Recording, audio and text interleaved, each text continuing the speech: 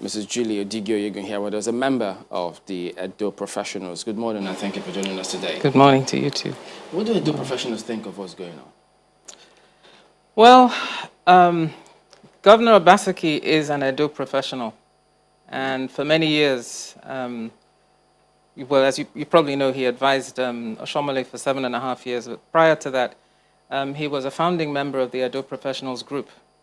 And that group was set up basically to offer pro bono advice, support, if you like, input to our past administrations. We won some and we lost a few.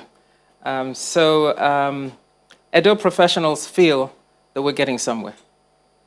But having seen the way it's going on now, do they still think, because I mean, there are some politicians, when you talk to them, they say, listen, I'm a professional in politics. I'm not an outright politician. They try to make that distinction. So do they think that getting somewhere in the sense that you're making inroads into this, or wait a minute, as professionals, we don't have it all figured yet compared to mainstream politicians in the state? Well, you know, it's a sad dichotomy because I feel and we feel very strongly that politics should be a profession with professional standards, professional morality, professional ethics, and we're clearly not there yet. But it's a journey. I mean, the wedding day is not the marriage. And so I think we're moving towards democracy. I think we've got all the, if you like, components in place in terms of a constitution, elections, and the whole cycle in between. That does not mean that we are a well-established democracy yet. What's missing?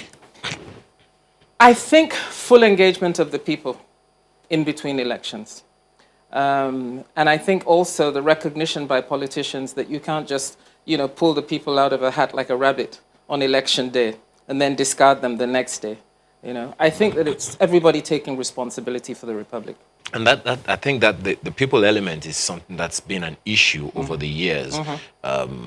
We're 21 years into the Fourth Republic, and you see we are still inching towards democracy. Ancient. You got that right.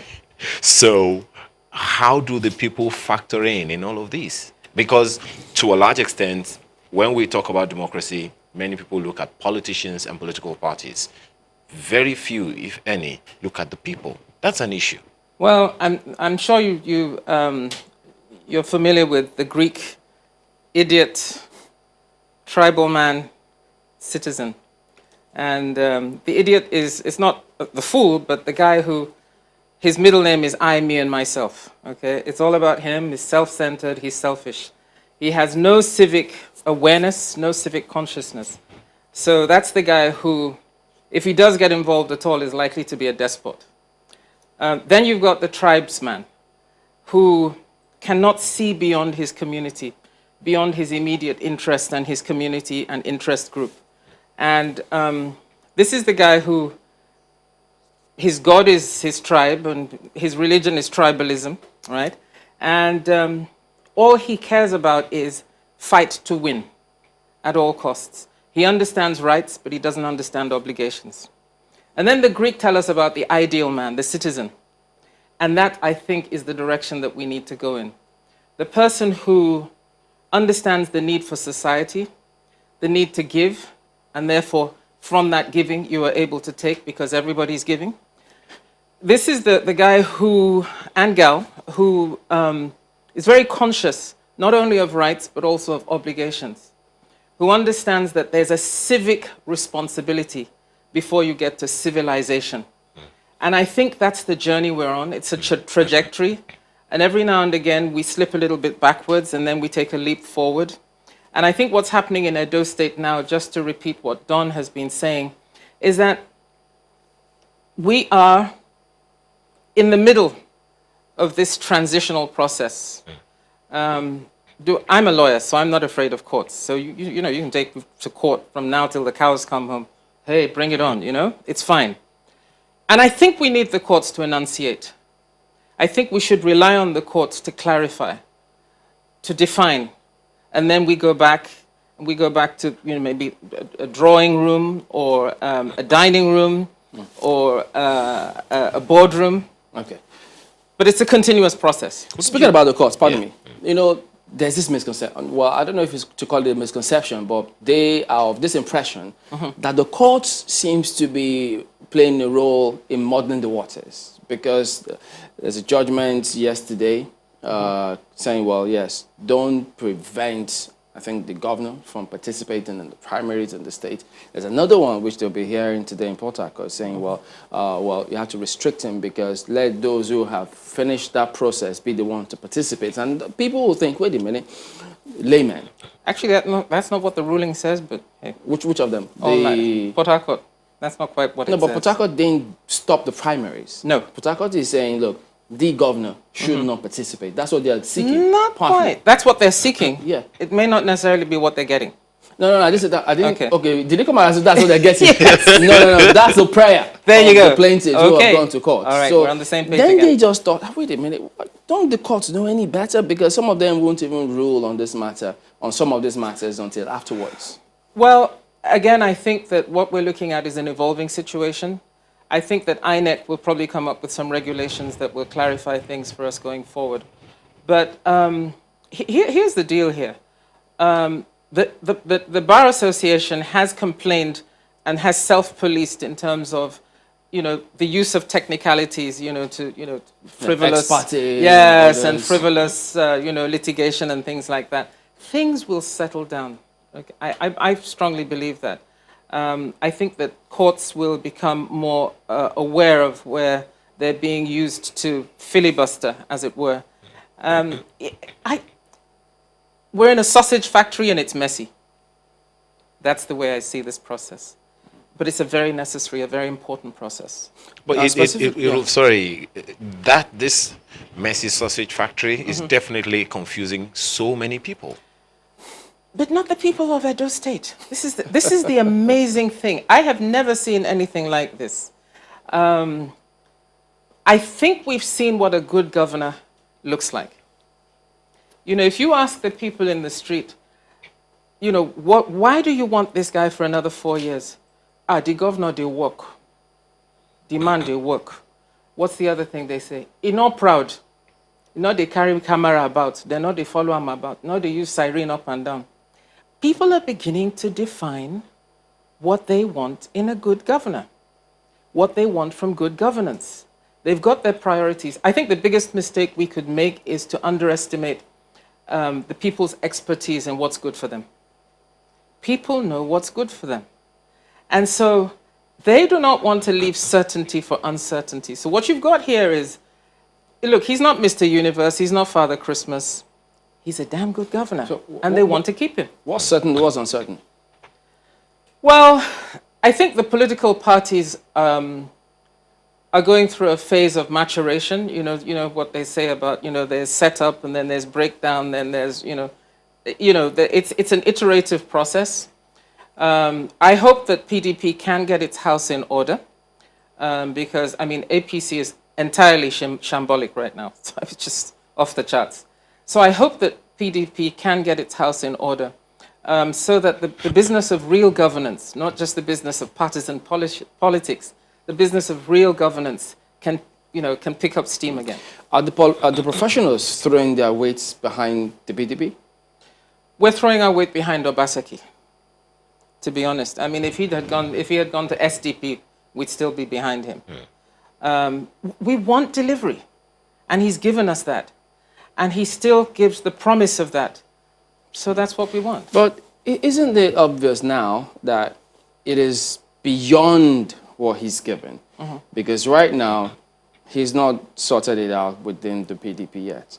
And those who would have thought, they thought that by now. Do you really think he would have jumped ship and gone to a sinking boat?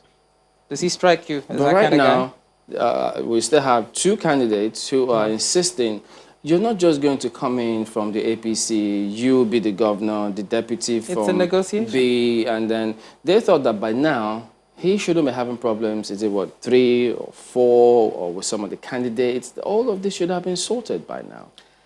Well, you know what? The stakes are high, and the stakes are low. If it's about I, me, and myself, that you're a pretty low stakeholder. You are in that first Greek category of idiot, right? If it is about, can PDP join the other states and create a South-South bloc? Okay, so let's take this to a slightly higher level of analysis. This country needs restructuring. I mean, that's a given. I heard an earlier segment where some people were talking about decentralizing the safety and security apparatus. So I think what we're seeing is a devolution, not necessarily by stealth because it's pretty loud, but a devolution that is unregulated right now. It's happening organically, okay? So these parties, these politicians, there's a sifting and a shaking going on. It's very uncomfortable. But as far as the people, on the ground are concerned, we the people, ordinary guys and gals on the street, we want Obaseki. If you It's were very to- simple. there It's was not some- complicated. Okay. Now, something you said the other time about the sad dichotomy of politics and Professionalism, exactly. Professionalism. How difficult or otherwise is it for Edo professionals to dichotomize that in this matter? Well, in government, in our current governor, we have a happy marriage of the two. An incredible professional background, who's always been politically savvy, politically aware, politically engaged, politically involved. Perhaps not at the level of party membership.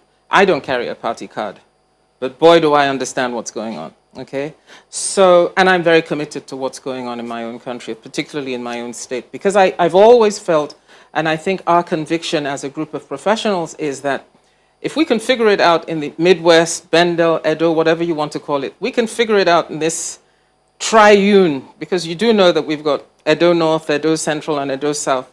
And even though we're all cousins, we're all related, we all speak one root language and dialects the same, but we are different people. And we have very specific needs. We have peculiarities, okay?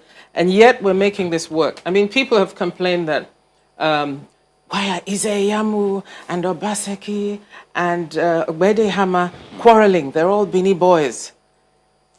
It's fantastic that it's not about being a Bini boy. But if he was that political savvy, Mr. Obaseki, as you say, why did he participate in the process knowing that he was not going to be favored and then got himself disqualified, kicked out of the party? I think he's someone who was very committed to APC, as it might have been. And many of us were sort of like prodding and nudging that, you know what, in December, as far back as December, which in political terms is far back, even though it's just 6 months ago, right? Shouldn't you, because you could feel the intransigence and you could feel the vendetta and basically the confusion. I mean, look at APC now. Who's the leader? I mean, Well, this is politics. A lot can change in less than 24 hours. but for the process that they should be managing now, that they should have been anticipating, they needed to get their house in order. They failed woefully at that. What do you say to those who think, first of all, the governor came in with the support of the chairman of the party at the national level, former governor. They used all of those, whatever it is they used, supported him and brought him to power. And then you get into office, whatever disagreement it is, something that's being self-righteous. Because if that happened, why did you turn back and say, no, you won't do Well, it? Oshomole came from somewhere. We, the Edo professionals, actually promoted Oshomole. Oh. Yes. So, Okay. you've got to have a historical perspective on this. And he did a pretty good job. He's very smart. Oshomole is very smart. What's sad about Oshomole is that he can't rise above his Beza self. This is my own personal opinion. I don't know the man. I've met him once or twice. But it just seems to me that we've lost some genius in the way that he conducts himself. So he was introduced to the political arena by Edo professionals who felt that with his labor background, he'd be able to parley his way, to negotiate his way out of the path of Godfathers and Godfatherism. And we gave him 100% support in doing that. Godwin was actually the ambassador of the Edo Professionals Group, giving him full-time support, pro bono, for his economic and strategy plans. I know we need to go on this, but yes, there will be that court case that they'll hear today. The primary is scheduled for tomorrow. So, I mean, what happens if the court case is not vacated today? Well, you know, there's another parallel court case which has said he can participate in the primaries. So does that mean that whatever happens in Port Harcourt, the one in Benin will invalidate that? I believe so, yes. Well, because INEC is saying that they'll only obey judgments from properly constituted courts. I don't know Please what give that me a means. break. Do we have any improperly constituted courts in Nigeria?